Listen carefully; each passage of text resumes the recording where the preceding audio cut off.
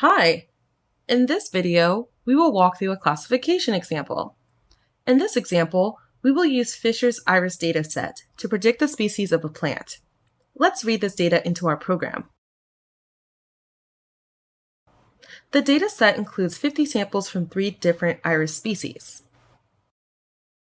To build this model, we need to set each of these species to a numerical value. Let's replace the values of the species with the values listed in the following comment. To do this, we need to write the following code.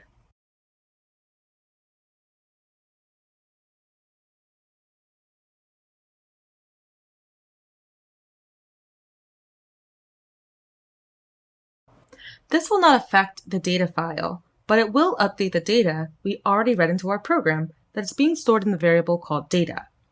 Next, let's extract the independent x variables and the dependent y variable.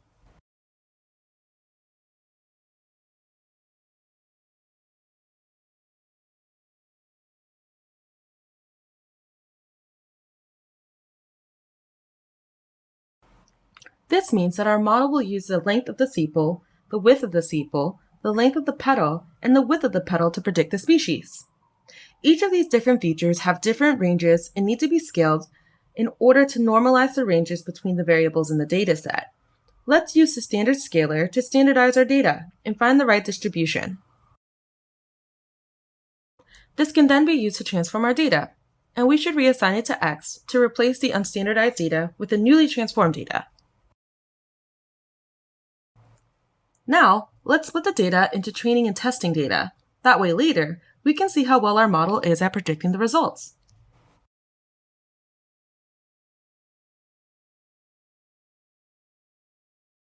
Great, now we can create a logistic regression object and fit it using our training data.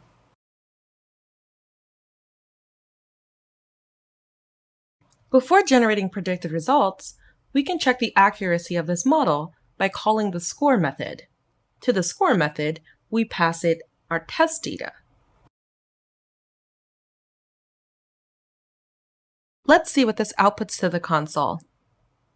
Our model has an accuracy of 94.7%. Let's see the values that the model is predicting.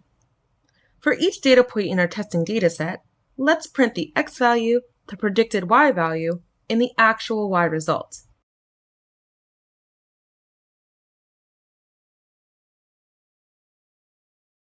For the x value, we access the x value at the current index. Next, we need to reshape x. Usually, we reshape with -1, 1.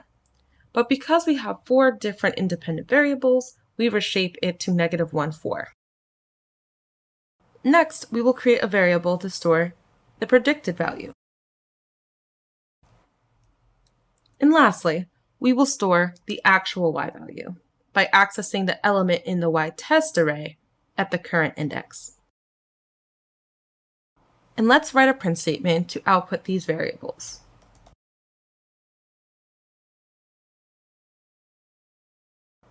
So this will print the predicted species and after what the actual species is. It looks like our model is making pretty good predictions. You may notice that in the console, the predictions are numbers and not the names of the species of the plant. This is because we replace the values with 0, 1, and 2 at the beginning of our program. Using conditional logic, however, we can check the numeric value and print the corresponding species for both the predicted and actual values to make this more user-friendly.